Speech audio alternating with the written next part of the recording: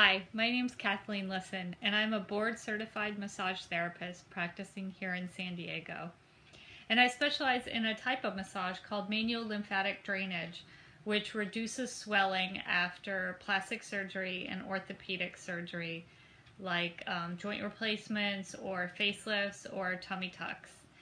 And something that has become increasingly important to me after my own surgeries and especially after turning 40 is the amount of sleep I get and how my sleep schedule or lack of sleep affects my life the next day and during the next week.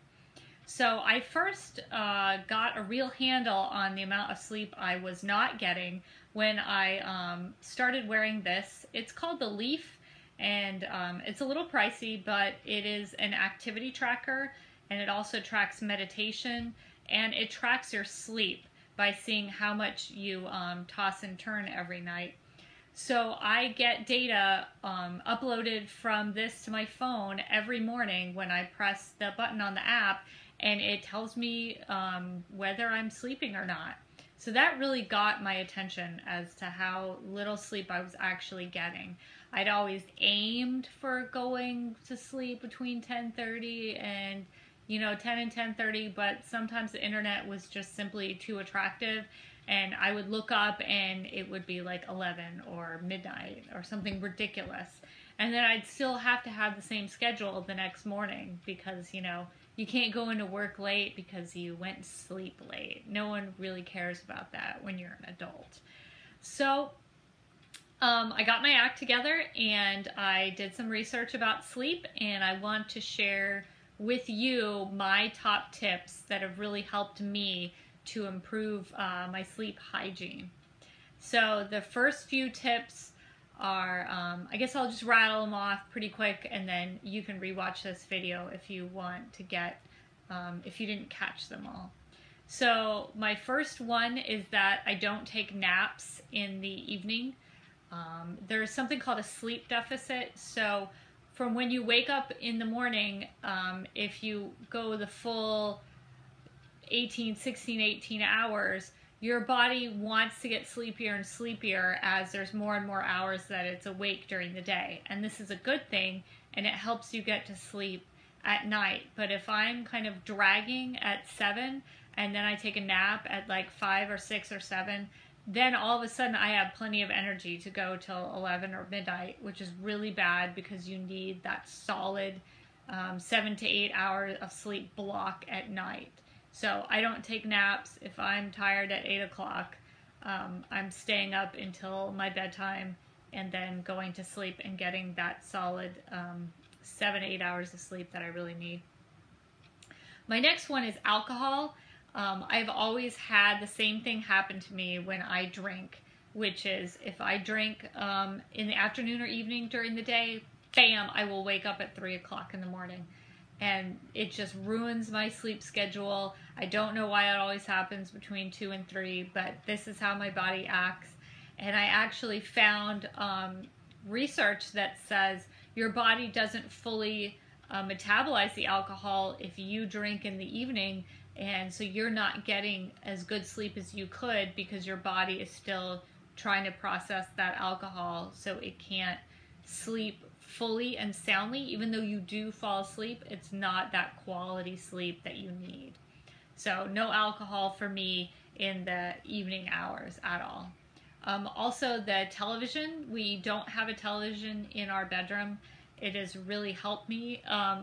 I feel a little bit of rip current undertow these days as like who has a television anyways, and the television is on my iPad because I have Netflix. So I've been more vigilant, but it's easy to just not have a television in the room. If you and your husband decide on it, that's a really great way to take that that potential for watching TV and getting out of your sleep schedule just off the table by leaving it in the living room. And another thing that I'm really working hard to do is not lounging in my bed.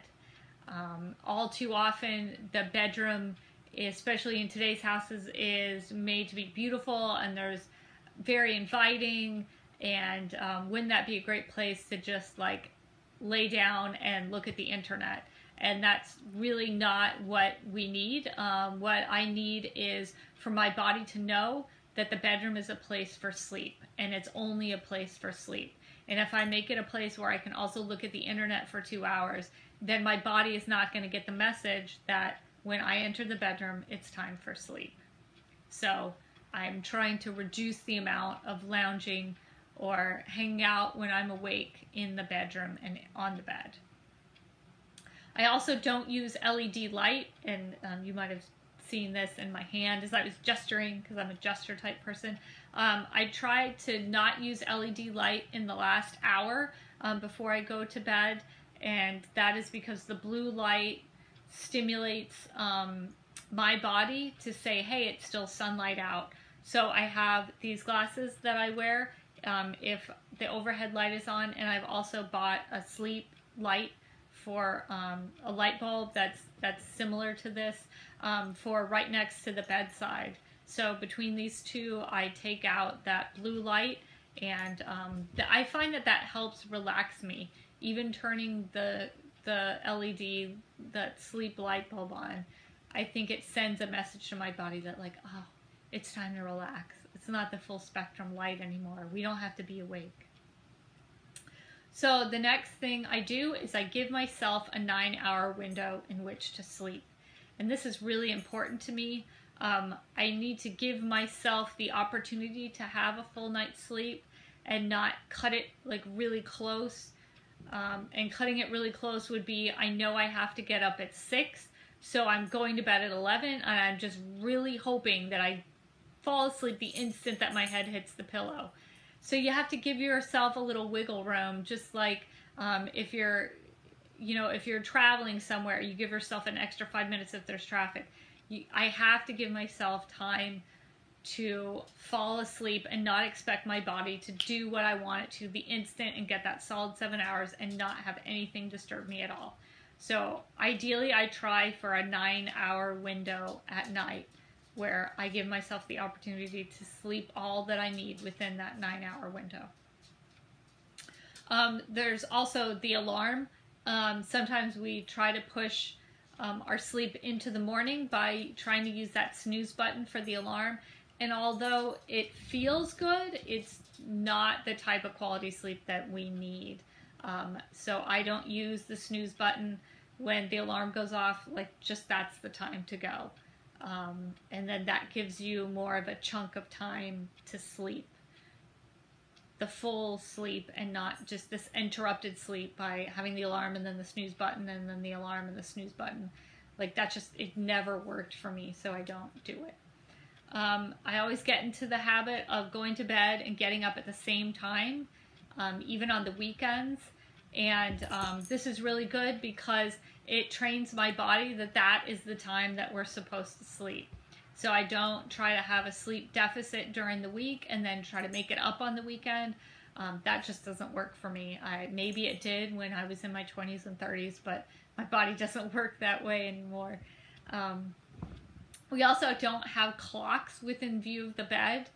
This affects some people more than it affects us, but you can get into that habit of like checking the time and watching the clock, and then that can be keeping you awake and can actually give you more insomnia because you're checking and instead of just letting that thing go. So no clocks within view of the bed is another good idea.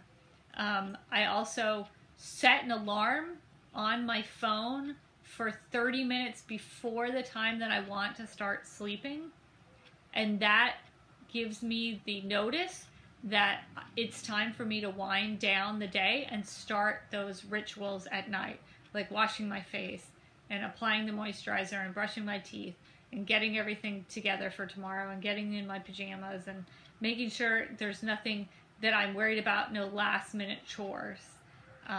So giving the half hour there ensures that when it's time to go to sleep, when that 9-hour window opens, that I'm actually able to get into bed and fall asleep and not like run around with my head cut off with 20 chores that have to be done before tomorrow, and I didn't think of them until 10:30 at night. So has that ever happened to you? Is it just me? I also like using a warm foot bath to relax. This really helps me, especially if we've been camping or doing a lot of outside work. And I love it because I learned how to in massage school. So it's just something that I can do really quickly. And it's just simply a dishpan, like your grandma used to have to wash the dishes before we had dishwashers. And then I just take the tea kettle and I boil some water, and I combine the hot water with cooler water, so I'm not boiling my feet. But it only takes a few minutes to make a foot bath. And then you just put your feet into the bath, and then actually the science is when you take your feet out and the warmth dissipates from the foot, that loss of heat from your feet is what makes you really tired. So I recommend a warm foot bath, and sometimes I will do one. And mine kind of expands where then I'll give myself a foot massage after the foot bath, and then a hand massage, and then you're just really relaxed and you're totally ready to go to sleep. I also leave the screen door open to my balcony to get the great sleeping temperature of 65 degrees. 65 degrees is a really good temperature for sleeping. If you're in a different area that's not San Diego, where it's not automatically 65 at night, 10 months out of the year, using the heat or the AC can also help, but having it down to 65 at night, it tells your body that you can sleep. And this is actually also in that old wives' tale, which is sleeping weather. Back east, we would say in the spring and the fall, like, leave the window open, it's sleeping weather, and that's anything from like 55 to 65. We'd leave the windows open at night, because then you just have that, like, the comfy comforter, and you're just underneath the comforter, and it's so cold out and it's so warm inside. So I recommend that. I also, my last tip before my dog comes in and totally takes over this video for himself, is I use meditation or breathing techniques sometimes to go to sleep. So meditation during the day, you should be awake and your spine should be erect so that you can stay awake. But at night, if my mind is just spinning and spinning with all these thoughts, I just use some of my meditation or breathing techniques. And you can definitely learn more about these with a quick internet search. There's a type of meditation called a body scan, where you get your proprioception, you feel into different parts of your body, and then your proprioception gives you that feedback. And then just focusing on different parts of the body can be really relaxing. There's also a type of meditation called Yoga Nidra, and this is how you enter a yogic sleep. So Google Yoga Nidra and you can find out more about that. And then I find mantra meditation really relaxing. Some people find it very energizing, so you'd really have to try the mantra for yourself. But sometimes if I just have a mantra and I repeat it over and over, that's enough to let my brain focus enough to just let go enough to fall asleep. So that's a bunch of tips. Those are my tips that have worked for me personally for getting to sleep and sleeping more. And my ideal is 7 to 8 hours every night. Have a great day.